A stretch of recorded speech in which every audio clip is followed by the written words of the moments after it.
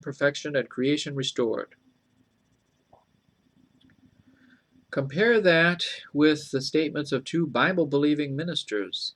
Jonathan Edwards said, "When I look into my own heart and take a view of its wickedness, it looks like an abyss deeper than hell."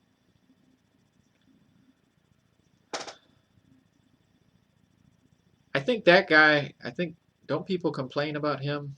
Isn't he like a famous Calvinist or something that people are upset about? But really, I agree with that statement. I feel like I'm horrible. But I know I'm negative. Sorry. Bishop Berkeley said, "I cannot pray, but I sin. I cannot preach, but I sin.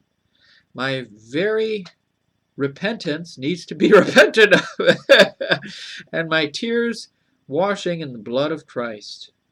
Creation won't be restored by man in his present state. Over 85 wars since 1945 prove that. Creation won't be restored until man himself is restored." Amen. And man won't be restored until his Creator returns to destroy his enemies. Isaiah 11:4-9. See? Now so you see what he's saying there. The first part was the liberal perspective that everything will be redeemed if we have the rainbow and yeah, something like that.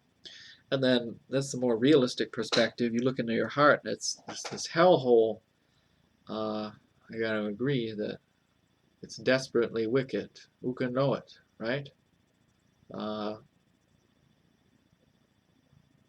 I've shared with you some of my thoughts. You know I'm horrible. Let's be honest. Uh, but that's the other side. I hear all these people saying all these positive things, that things are going to get better.